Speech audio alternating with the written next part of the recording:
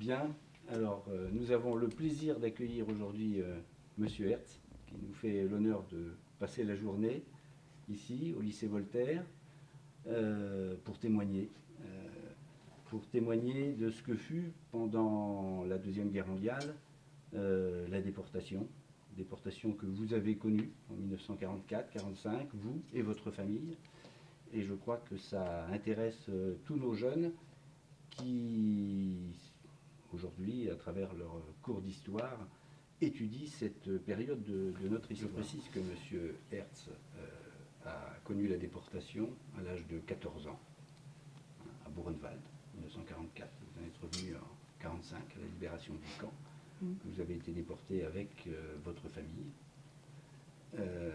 Donc l'âge de 14-15 ans, plus jeune, un petit peu plus jeune que vous l'êtes aujourd'hui. Voilà. Je précise que quand j'ai été déporté, en juillet 1944, je venais de terminer ma 3e, le collège. Voilà. Et c'est après la guerre que je suis rentré au lycée. Voilà. Et puis je précise aussi, pour revenir à ce que vous êtes aujourd'hui, que vous êtes président du comité international Buchenwald et Dora, oui, qui gère, entre guillemets, tout ce qui est le travail de mémoire sur les camps de Buchenwald et du camp de Dora. Alors, il y a là donc quelques élèves là, qui sont réunis devant vous, qui ont étudié ce sujet, cette période, et qui, je crois, ont beaucoup de questions à vous poser. Alors, comme vous êtes avec nous, ils vont vous poser ces questions, mais auparavant, c'est peut-être bien que tout le monde se présente, donc on va demander à tous nos jeunes de se présenter. Allez, on commence. Je m'appelle Yannis Spira, je suis en seconde de première ES. Donc je viens ici pour savoir votre vécu et puis pour avoir des connaissances personnelles. Je m'appelle Mélanie Castin, je suis en première ES également, dans la même classe que Yannis. Et ça m'intéresse beaucoup de... Nous on a l'aspect avec les dates, les pays, on n'a pas l'aspect émotionnel en fait. Et ça m'intéresse beaucoup. Voilà. Je m'appelle Jules Leclerc, je suis en terminale ES et puis comme les autres élèves, ça m'intéresse aussi de savoir le ressenti émotionnel, tout ce qui est plus facile. Je m'appelle Gilles Alice, je suis aussi en terminale ES dans la même classe que Jules et j'aimerais poursuivre mes études en histoire. Donc pour moi c'est extrêmement important d'être ici. Je m'appelle Juliette Brun, je suis en première L2 et quand j'ai su qu'il y avait un déporté qui venait témoigner, je me suis dit on n'a pas plusieurs occasions comme ça, donc voilà. Bonjour, je m'appelle Marie Buquet, je suis en première ES3 et je suis vraiment contente d'être parmi vous et que vous nous racontiez votre histoire. Bonjour, je m'appelle Nina Toulon, je suis en première ES3 dans la classe de Marie Buquet et j'avais très envie de vous rencontrer. Bonjour, je m'appelle Sarah Lepni, j'ai 16 ans et je suis en première ST de S2 et c'est un honneur de vous rencontrer et de savoir votre histoire. Bonjour, je m'appelle Bastien Coste, je suis en première ST2S dans la classe de Sarah et je suis un passionné d'histoire et j'ai eu l'honneur de vous rencontrer, j'adore l'histoire et enfin voilà. Alors moi, Michel Bertrand, je suis professeur de mathématiques, mais je suis aussi un passionné d'histoire, voilà, et comme j'ai eu la chance de connaître et de rencontrer M. Hertz, eh bien c'est un plaisir de faire partager au fond tout ce que M. Hertz peut apporter, de le faire partager avec vous. Voilà. Merci. Merci de et votre présentation. Voilà, alors, et de votre accueil, merci. Alors, moi, vous l'avez compris, je travaille au CDI, je suis documentaliste. Et avec ma collègue, on est très contente de vous accueillir et d'avoir aidé M. Bertrand à la mise en place de cette rencontre. Parce que c'est pleinement dans les missions de notre lycée et de l'éducation nationale de vous donner la parole. Merci beaucoup. Merci de votre accueil, plus que de votre accueil, de votre intérêt. Mais je crois que tout le lycée était intéressé par votre visite parmi nous. Alors, cette séance, on l'a conçue de la manière suivante. Ce sont les jeunes qui vont vous poser des questions sur cette période d'histoire. l'histoire, sur la déportation. D'accord. Et voilà, vous allez nous apporter votre vécu, votre ressenti sur toute cette période.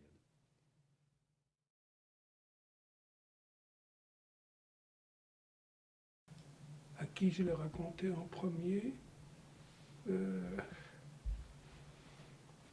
Après 45 ans, je crois que les premiers à qui j'ai raconté, ce sont les membres de l'association de Buchenwald et des autres camps, où j'ai commencé à militer et où j'ai fait des rencontres d'anciens camarades qui avaient aussi été déportés, et nous avons échangé nos informations sur nos parcours respectifs. Donc ce sont les premiers qui ont su ce qui m'était arrivé, en même temps que j'apprenais beaucoup de choses sur les autres déportés à Buchenwald ou ailleurs. Donc ce sont les premiers. Ensuite, pratiquement, en dehors de ma femme qui était au courant, depuis que nous étions mariés, évidemment, c'est tout à fait différent, ce sont mes petits-enfants. Mes enfants, qui ont, disons, plus de 50 ans, les trois, ne m'ont jamais posé de questions précises, probablement parce qu'ils ne voulaient pas me gêner sur des souvenirs douloureux. Les petits-enfants, par contre, sont un peu plus âgés que vous, disons, entre 20 et 27 ans, m'ont posé beaucoup de questions et je leur ai raconté beaucoup de choses. De même que, très rapidement, quand j'ai décidé de parler, j'ai commencé à témoigner dans les établissements scolaires. Et donc les collégiens et les lycéens, dès les années 99, ont commencé à connaître ce qui m'était arrivé, comme ils connaissaient déjà le parcours d'un certain nombre d'autres déportés qui témoignaient. Alors, un événement déclencheur, si longtemps après ce qui m'est arrivé, c'est ça. C'est-à-dire, disons, 40, 45 ans. Les événements déclencheurs, c'était la situation politique à partir des années 1980. Hélas, ce n'est pas terminé. C'est-à-dire le premier attentat antisémite en 1980 contre la synagogue de la rue Copernic à Paris, puis les paroles de Jean-Marie Le Pen absolument scandaleuses sur les chambres à gaz.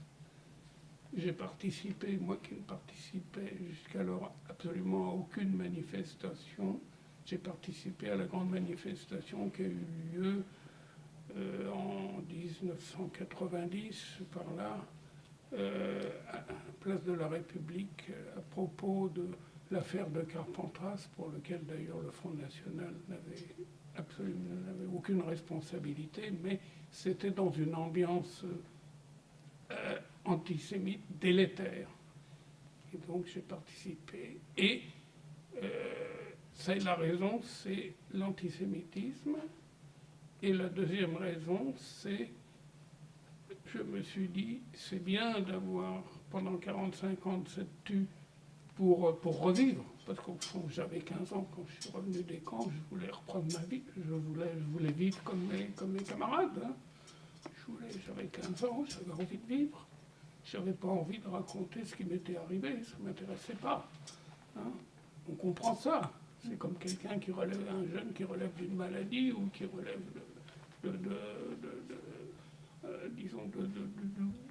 d'épreuves très lourdes. Hein, je ne voulais pas. Et donc, quand j'ai pris ma retraite, donc aux alentours, un peu avant, 80-90, j'ai pris ma retraite en 94, donc en dehors de la situation politique, je me suis dit, tu as quand même un certain âge, tu es surtout un des rares déportés, encore jeunes, en vie. Pourquoi? Parce que mes camarades de la résistance que j'ai côtoyés dans les camps sont plus âgés que moi. Moi, j'avais 14 ans, quand même, ils étaient souvent très jeunes, mais ils avaient au moins 18 ans, 18 ou 20 ans. Donc ceux-là, hélas, il n'y en a presque plus. À l'époque, déjà, ils étaient fatigués et beaucoup étaient décédés. Et donc je me suis dit, je suis un des derniers. Et quant aux gens de mon âge et des plus jeunes, ben on sait que malheureusement, la plupart des enfants juifs ont été gazés. Et donc je suis un miraculé. Donc pour ces raisons-là, mes camarades plus âgés et la disparition quasi totale de toute une génération d'enfants juifs, y compris dans ma famille, eh bien, je dois m'engager. Voilà, c'est ça, en gros, pour simplifier. Voilà. Et puis j'étais à la retraite. J'avais le temps. Vous remarquez, le temps est bien occupé. Hein. Bon. Très bien. Une autre question? Oui. Vous vous adressez aux lycéens, aux élèves. Est-ce que pour vous, c'est dans votre devoir aussi de perpétuer votre histoire?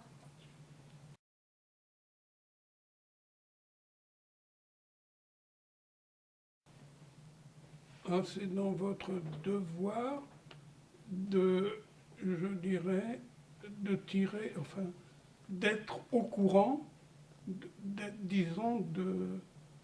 au courant de ce qui s'est passé, je dirais, dans la Deuxième Guerre mondiale, de réfléchir je dirais, aux conditions dans lesquelles ça s'est passé, je dirais, le pourquoi, en fait, bien que Primo Levi, les SS lui dit, il n'y a pas de pourquoi, es gibt kein Warum, il n'y a pas de pourquoi, mais disons de réfléchir à ce qui a pu provoquer l'essor du nazisme, mais également d'autres. Ça me paraît évident qu'il faut que vous soyez, que vous ayez une culture, que j'appellerais historique, politique, de ce qui s'est passé, disons, depuis 50 ans ou 100 ans, pour comprendre la situation actuelle, d'en tirer.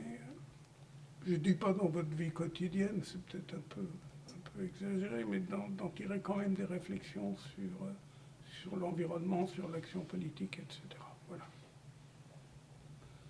Pourquoi nous, les déportés, nous témoignons? Pourquoi nous faisons ça? Ben, nous faisons ça parce que nous savons que malheureusement, la haine, l'indifférence, tout ceci peut produire des catastrophes. Et donc, il faut réfléchir à ça pour essayer de les éviter. Et c'est toujours d'actualité. Voilà.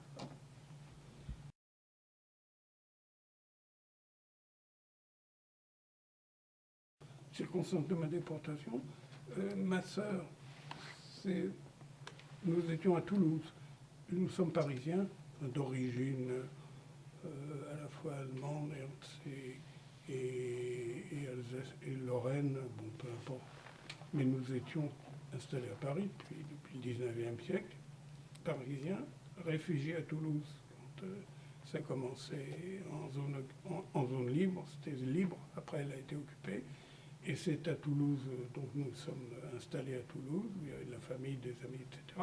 Et à Toulouse, ça allait très bien jusqu'au moment où ma sœur, avec son fiancé, qui a été déporté avec nous, qui malheureusement n'est pas revenu, il est mort dans une mine de sel qui dépendait de Buchenwald. Je l'ai su bien après sa mort. Et donc, ma sœur et donc son fiancé ont été arrêtés dans la rue.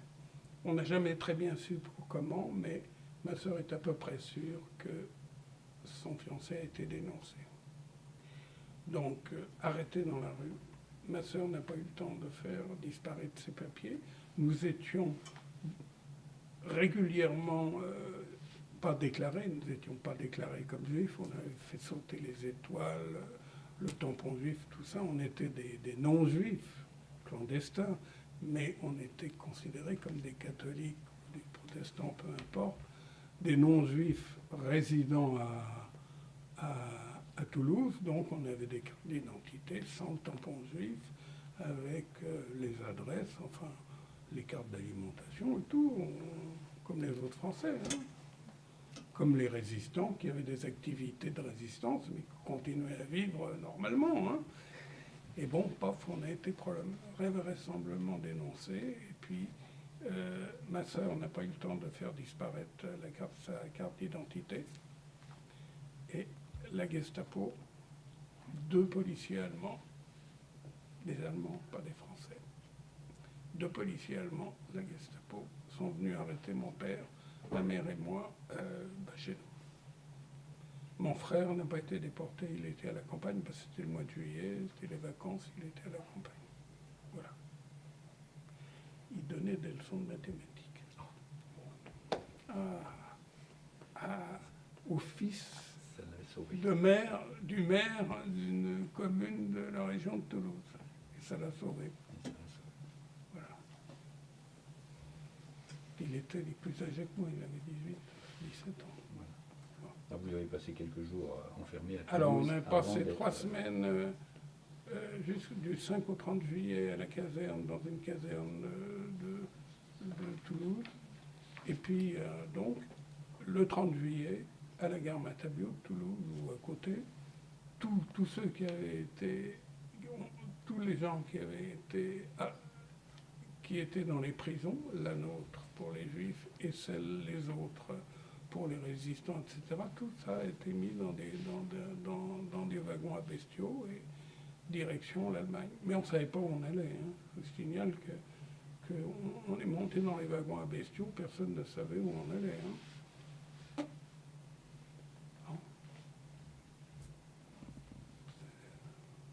On ne nous a pas dit vous allez à Buchenwald, vous allez à Ravensbrück, vous allez là, rien du tout.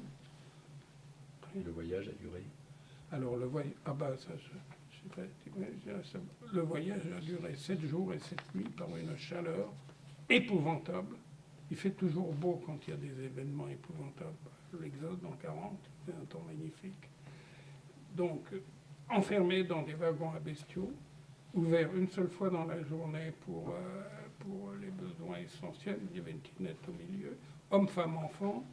On était à peu près assis, mais on ne pouvait pas tellement s'allonger. On a crevé de chaud et on a crevé de soif. Il n'y avait pas assez à boire. Voilà. Et donc ça a duré 6 jours. 6 jours et 6 nuits. De Toulouse à Buchenwald par la vallée du Rhône, Dijon, etc. Voilà. Épouvantable. Et là, il y a des témoignages, d'ailleurs, chez d'autres camarades qui étaient des politiques qui ont décrit leur voyage dans leur wagon avec les gens qui lèchent les parois, il y a des petites ouvertures, les parois qui lèchent l'humidité pour tellement ils ont soif. Si vous lisez Georges Semprin, Le Grand Voyage, c'est épouvantable. Et nous, ça a duré 6 jours, 6 nuits. Voilà.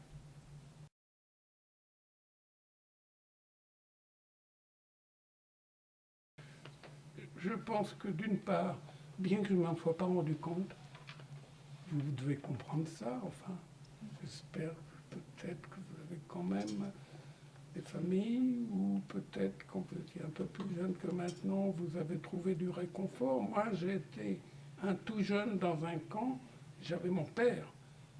Il est mort au bout de 4 mois, 5 mois, 5-6 mois, mais il s'est beaucoup occupé de moi, certainement. J'ai été au milieu d'adultes qui m'ont certainement aidé, y compris celui dont je parle dans mon livre, qui était le capot, c'est-à-dire le responsable dans le commando extérieur où j'ai travaillé, qui était un Allemand et qui m'a certainement protégé. Donc j'ai des adultes qui m'ont entouré. Ça, c'est la première chose. C'est très important. Alors, je n'ai pas conscience de tout ce qui a été fait autour de moi, mais je suis sûr, j'ai toujours été un garçon tout seul au milieu d'adultes, toujours. Là, il y avait quelques adolescents un peu plus âgés que moi, mais à 14 ans, pratiquement, dans l'environnement où j'étais entouré. Alors ça, c'est le premier point. Je pense que j'ai eu beaucoup de chance. La deuxième chose, je pense que il y a chez les hommes en général un esprit de conservation beaucoup plus important qu'on ne le pense. C'est-à-dire qu'on ne veut pas céder. La question m'a été posée à propos des suicides, à propos du découragement, et j'ai dit, je n'ai pas trouvé, à part ceux qui étaient en train de mourir, parce que vous êtes en train de mourir, on ne peut pas dire que vous allez résister, que vous allez faire un effort si vous êtes en train de mourir. J'ai vu des gens en train de mourir. Bon, mais quand vous n'en êtes pas à ce stade-là, vous avez, en général, j'ai constaté chez mes camarades et mon entourage, une volonté de ne pas céder, d'essayer de ne pas céder au découragement. Voilà, alors je suis peut-être un peu optimiste, mais moi j'ai constaté ça, je crois l'avoir constaté. La deuxième chose, cette espèce d'esprit de conservation, chez un garçon, il y avait plusieurs choses, chez un garçon de 14 ans, c'est encore plus vrai. Pourquoi ? Parce qu'on est un peu, excusez-moi de vous le dire, mais on est sinon optimiste, il y a des choses qu'on ne voit pas, l'environnement, on ne connaît pas tout, hein. On ne réfléchit pas beaucoup, on ne fait pas forcément beaucoup d'introspection sur ce qui peut se passer dans les 3 mois, dans les 6 mois qui viennent. Hein. C'est vrai, rappelez-vous vraiment ça, ce qui vous intéresse, c'est ce qui va se passer demain. Hein. Ben, moi, à 14 ans, c'était un peu ça. Et en plus de ça, j'ai été déporté très tard, troisième chose, ça fait beaucoup de choses. Et je savais que l'Allemagne avait perdu la guerre. Et moi, quand je pense à ceux qui ont été déportés en 1942, où on ne savait pas qui allait gagner la guerre, pour résister dans ces conditions-là, il fallait du courage. Moi, quand j'ai été déporté, arrivé à Buchenwald, je me suis dit, bon, ça va être dur, c'est sûr que ça va être dur, mais à Noël, je suis chez moi. À Noël, je n'étais pas chez moi. Entre-temps, j'avais perdu mon père et ma mère était morte à Ravensbrück. Bon. Alors on peut préciser que vous avez été déporté, arrêté en juillet 1944 oui, très à Toulouse tard. et déporté dans un des derniers convois qui est parti pour l'Allemagne en août 1944. Voilà, c'est un des derniers déportés, un des derniers convois. Donc, pour moi, c'était bon, ça allait être un petit passage un peu dur, hein, mais que j'allais revoir mon pays. Ça ne s'est pas passé aussi rapidement que ça. Mais bon, voilà. Je ne sais pas si je réponds à votre question, mais il faudrait poser la question à des déportés plus âgés que moi. Il y en a encore quand même qui sont encore en vie et qui sont souvent des déportés, enfin des résistants quelquefois de haut niveau, qui pourront vous en parler aussi. Ou des juifs, hein, ou des victimes de la Shoah aussi, voilà, qui pourront vous dire comment ils ont réagi. Alors il y avait aussi ceux qui ont été à Auschwitz. Je n'ai pas été à Auschwitz, moi. C'était beaucoup plus dur, parce qu'à Auschwitz, c'est vraiment le camp de la mort. Pas seulement à cause des chambres à gaz, mais parce que c'était ceux qui n'allaient pas à la chambre à gaz, il fallait qu'ils meurent. Pratiquement, c'était le camp de la mort. Voilà. Alors vous avez été aiguillé sur Buchenwald parce que c'était un petit peu la confusion de la mi-44 chez les Allemands, c'était un petit peu ça. Je ne sais pas ce qui s'est passé exactement dans les décisions du haut commandement allemand. Ce qui est sûr, c'est qu'un train est parti de Toulouse le 30 juillet 1944, dans lequel ils ont mis tous les gens, ils ont vidé toutes les prisons, et ils ont mis tous les gens qui étaient dans les prisons, c'est-à-dire des opposants politiques, des communistes, des résistants, dont bien sûr des communistes, des gaullistes, tout ce que vous voulez, des francs-maçons, un petit peu de droit commun, ou de prétendu droit commun, et puis des juifs. Et tout ça a été mis dans le même convoi qui est parti vers l'Allemagne et pas vers Auschwitz. qui fait que je me suis trouvé dans un camp qui est de Buchenwald, et ma sœur et ma mère à Ravensbrück dans des camps qui étaient destinés aux déportés politiques et aux déportés résistants. Voilà. Ce qui explique que j'ai échappé à la chambre à gaz. Puisqu'il n'y a pas de... Enfin, je ne vais pas rentrer dans le détail, il y a eu des chambres à gaz à la fin à Ravensbrück, pas à Buchenwald, mais disons qu'au départ, il n'y avait pas de chambre à gaz. Ce n'est pas des camps d'extermination. C'est des camps où on meurt, mais je dirais moins vite, si on peut dire. Tout est relatif.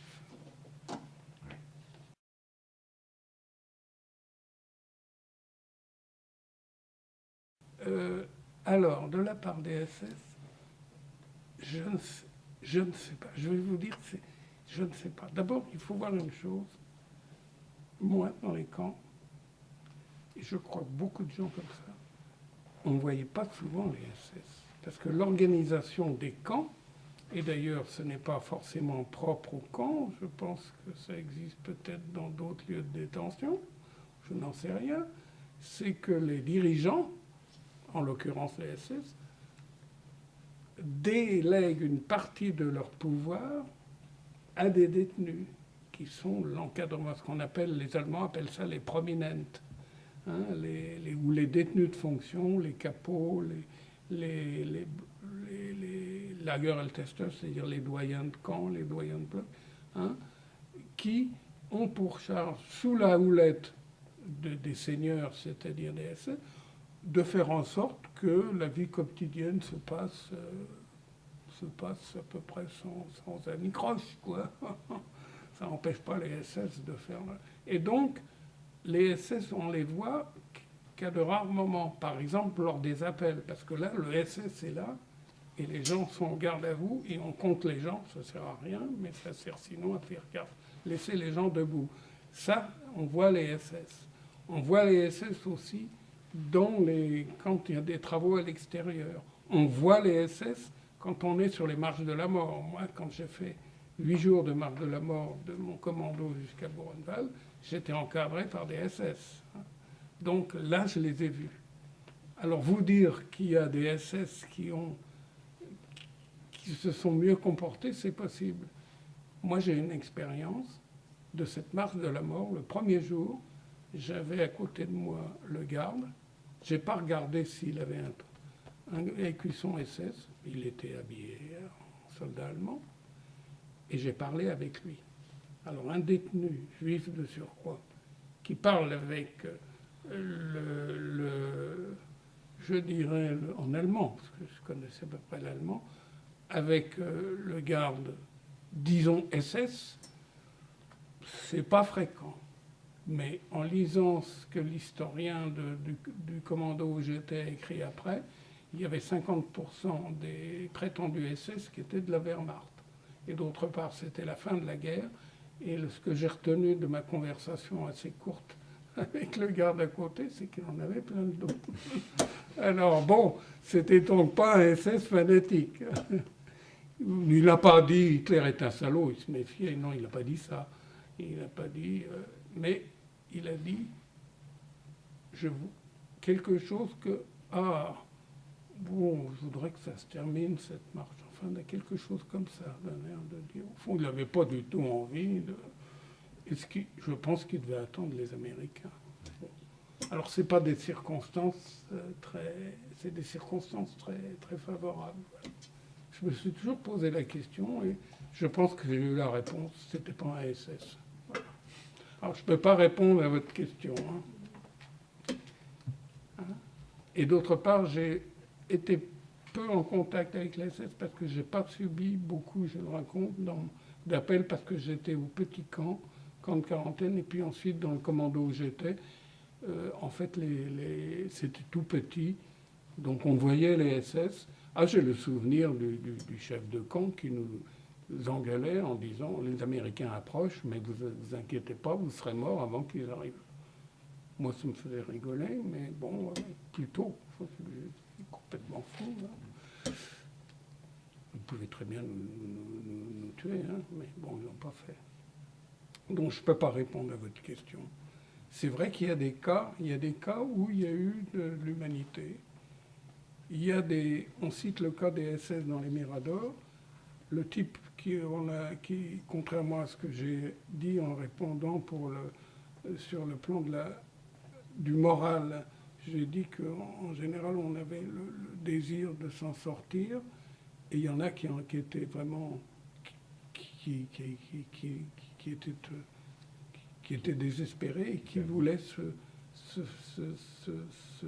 et qui se dirigeaient vers les barbelés électrifiés pour être tués, pour être électrocutés. Et on a cité le cas du SS dans son Mirador qui dit « Écoute, allez, va pas te tuer maintenant, attends un peu. » Voilà. Ça a été cité. Ouais, bon. Je peux difficilement être un témoin dans ce domaine-là. Hein?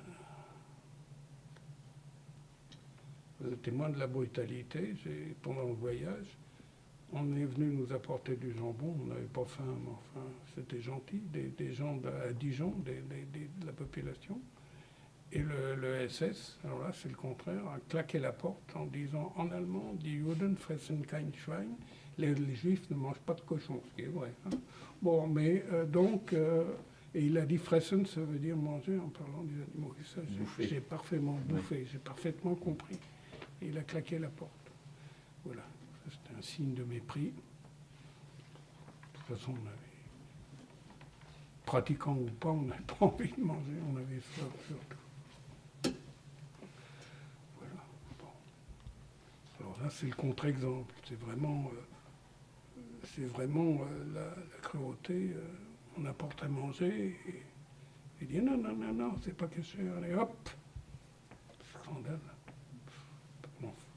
Il avait trouvé la raison. Ouais, pas vous donner à manger. pour qu'on crève de faim, quoi.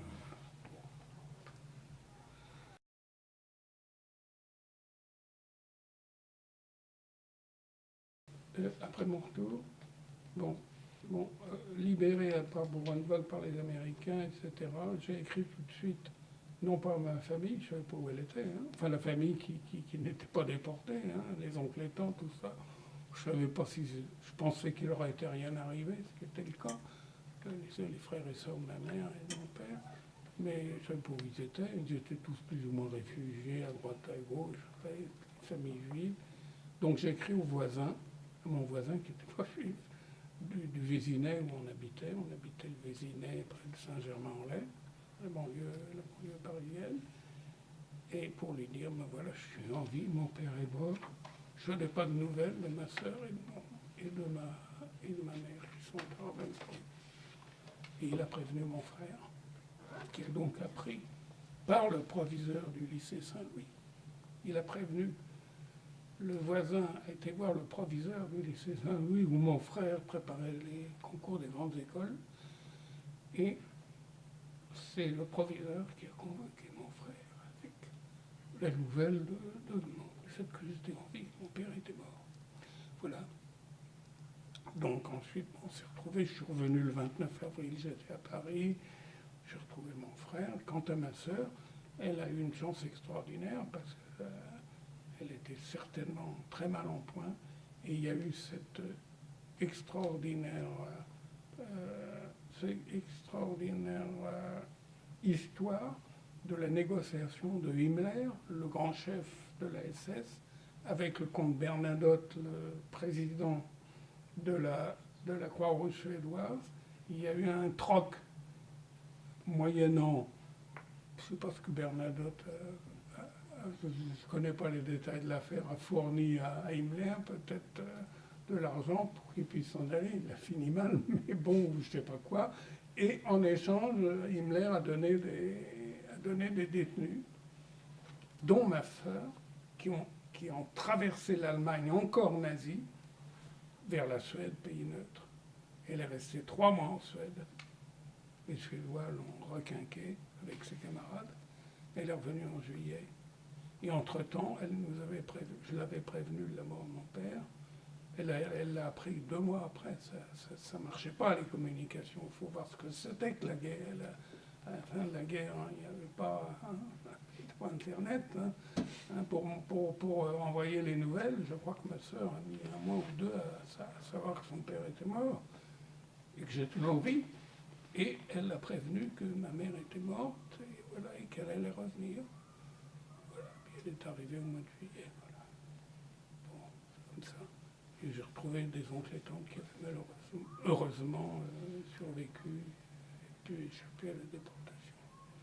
Voilà. Donc ça s'est passé comme ça. Mais c'est vrai que Et j'ai appris par contre que toute une famille de cousins, c'était 6 enfants, seuls les deux parents bien sûr, seul l'aîné des 6 enfants est revenu, les 5 autres ont été gazés avec les parents. Voilà. Puis j'ai des amis aussi juifs qui ont été gazés. Voilà. Et ça, donc, il y a eu beaucoup de morts.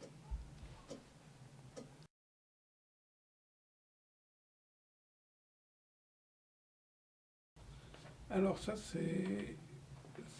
Je l'explique dans mon livre de souvenirs. Moi, j'ai... la haine, je l'ai pas. La haine des gens qui m'ont fait du mal, qui ont tué mes parents et d'autres gens de ma famille, je l'ai toujours. Mais je dirais que ces gens que je haïssais et que je haïs toujours, ils sont morts. Hein. Certains même ont été pendus. Hein. Ils sont morts, pas beaucoup comme pendus, mais ils sont morts. Hein. C'est ceux qui ont agi pendant la guerre. Et moi, actuellement, cette haine, je refuse de la reporter sur les descendants. Ça, je refuse. Et c'est pour ça que je vais en Allemagne et que je tends la main aux Allemands des générations d'après, génération de mes enfants, et la génération de mes petits-enfants. Et je témoigne devant des lycéens allemands.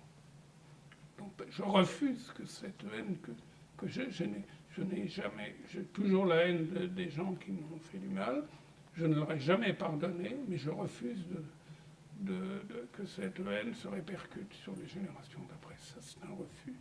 Et donc, je joue le jeu complètement de l'amitié franco-allemande de l'Europe.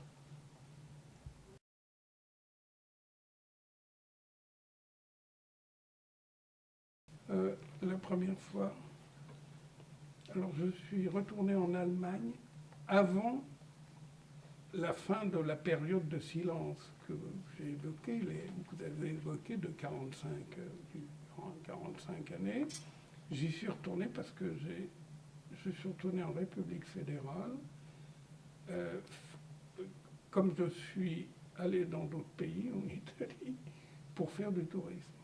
C'est-à-dire qu'à partir du moment où, politiquement quand même, on a commencé, disons, à établir des liens, la France a commencé à établir des liens avec l'Allemagne, avec la communauté de charbon et d'acier, puis le traité de Rome en 1957, et puis quand même, d'une certaine manière, la réconciliation franco-allemande, avec ce que ça comportait à l'époque d'ambiguïté. Hein, mais il y avait ça, et au fond, je me suis dit, pourquoi pas, je vais faire du tourisme en Allemagne. Je me rappelle simplement que, quand j'ai visité la Bavière, et que dans un restaurant, un monsieur très gentiment me disait « Ah, vous êtes français, je peux vous aider ?» En parlant français, je me demandais où il était pendant la guerre. Hein, et donc j'avais un certain recul, hein, que je n'ai pas maintenant, parce que les jeunes que je vois, peut-être que certainement leur arrière-grand-père a été, peut-être, a fait de l'occupation en Allemagne, mais c'est pas eux. Donc, voilà. Ça m'intéresse moins. Donc, si vous voulez, j'allais en Allemagne faire du tourisme. J'ai été dans l'Allemagne de l'Ouest, j'ai été en Bavière, essentiellement, et j'ai fait plus. J'ai envoyé mes enfants, j'ai 3 enfants, qui avaient votre âge, enfin, disons, quand ils étaient, oui, en première terminale, chez une correspondante allemande qui était à Augsbourg, en Bavière. Et pour moi, ça posait pas de problème. Les trois ont appris fait de l'allemand pour perfectionner leur allemand. Et elles sont restées, enfin du moins ma dernière fille est restée amie avec cette personne, maintenant il y a une cinquantaine d'années, et ça s'est transmis aux enfants d'ailleurs, donc ça a continué. Pour moi, ça posait pas de problème. Mais des membres de ma famille me regardaient de travers, en disant que pourquoi tu t'envoies tes enfants en Allemagne? Enfin, tu as perdu tes parents à cause de l'Allemagne. Ben, je dis, bon, je vois pas pourquoi. Voilà. Donc déjà, au début, disons dans le cadre de la normalisation, entre guillemets, entre la France et l'Allemagne, j'ai commencé à aller en Allemagne. Et par contre, je suis retourné très très tard à Brunwald. Je suis retourné qu'après la réunification, c'est-à-dire en 1993 pour la première fois, c'est-à-dire 48 ans après. Oui, parce qu'il faut préciser que Brunwald se trouvait en Alors, je RDA. précise que Brunwald se trouvait en RDA. Brunwald a été libéré par les Américains, avec l'aide d'ailleurs de l'insurrection des déportés, mais en fait ce sont les Américains qui ont libéré le camp. Et ensuite, avec les accords politiques, ce sont les Soviétiques qui ont occupé la Thuringe, c'est-à-dire le centre de l'Allemagne, dont Buchenwald. Donc c'était en zone soviétique. Et moi, je n'avais pas envie tellement de faire des démarches pour aller en RDA, parce que, je vais vous dire, c'était pas par opinion politique, ça peut jouer, c'était parce que je n'avais pas envie de montrer mes papiers à des policiers allemands. Et à l'Ouest, on ne me demandait rien. Voilà. Pendant un certain temps, quand même. Voilà. Voilà. Donc j'ai attendu, et puis je voulais, jusque dans les années 90, comme je l'ai vu, je ne voulais pas m'occuper de déportation. Donc c'est très tard que je suis retourné à Buchenwald. On peut me le reprocher, mais j'ai commencé qu'à partir des années 90. Il y a ça. Par contre, j'ai commencé dès les années 90 à participer aux cérémonies juives organisées par le mouvement juif libéral de France, au départ consistant, comme ça se passe en Israël, à lire, enfin pour d'autres convois, mais en France, une cérémonie qui consiste à lire jour et nuit tous les convois de déportation de juifs. Et ça, à partir de l'année 92, j'ai lu les convois, y compris la nuit. Alors il y a la moitié des convois une année, et l'autre moitié l'année suivante. C'est ce qu'on appelle Yom HaShoah, c'est le terme que je connaisse à peu près en hébreu, hein, Yom HaShoah. Et donc j'ai participé très tôt à, disons, à cette lecture des convois, des convois des 76 000 juifs déportés. Et ça, indépendamment du fait que je suis retourné à Buchenwald, qui est mon camp, et où j'ai petit à petit, à Paris puis en Allemagne, commencé à militer, si vous voulez, pour le souvenir de Buchenwald. Voilà.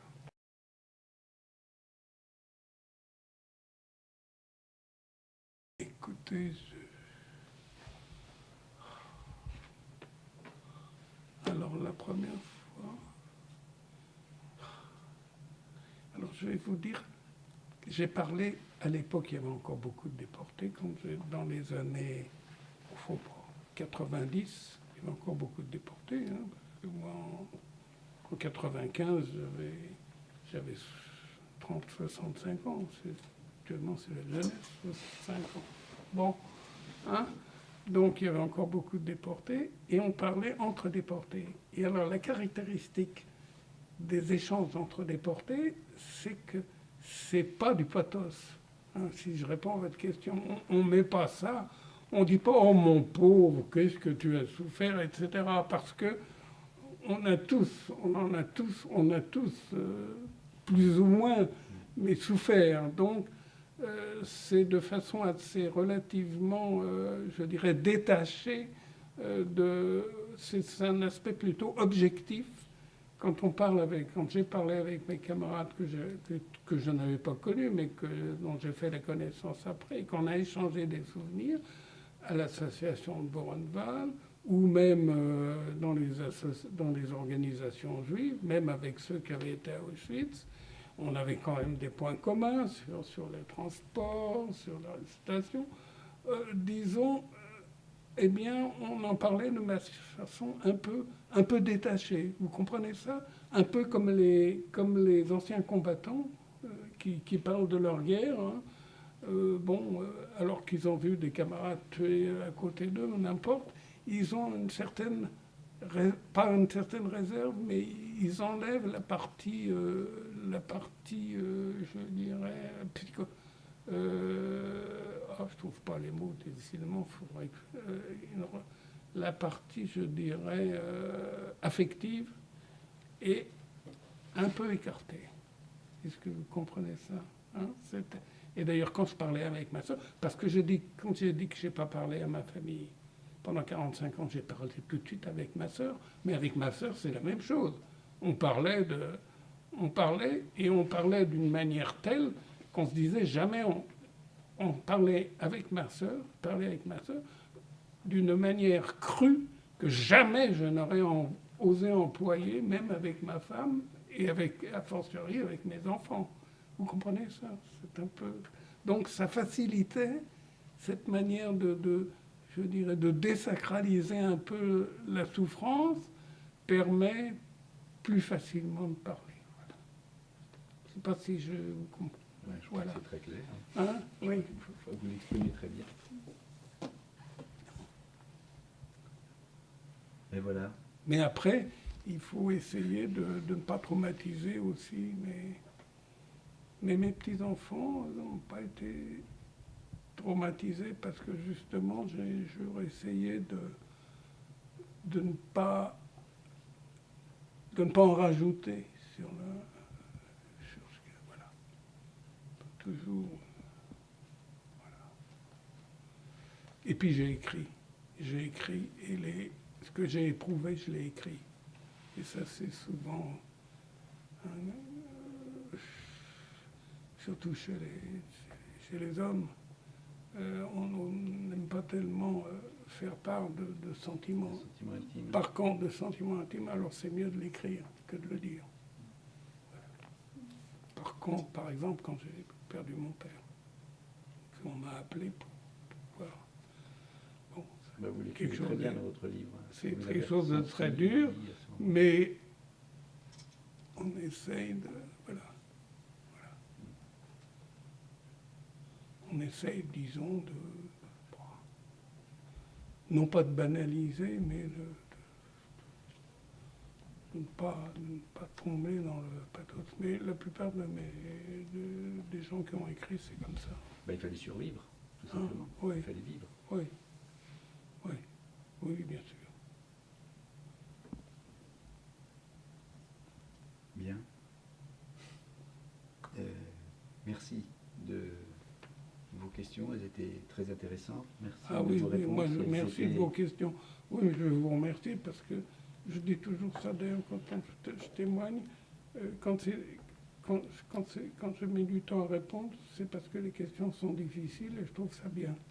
Parce qu'au moins, ça force à réfléchir soi-même. Voilà. Non, c'était très bien. Très intéressant. Merci. Franchement, hein, formidable.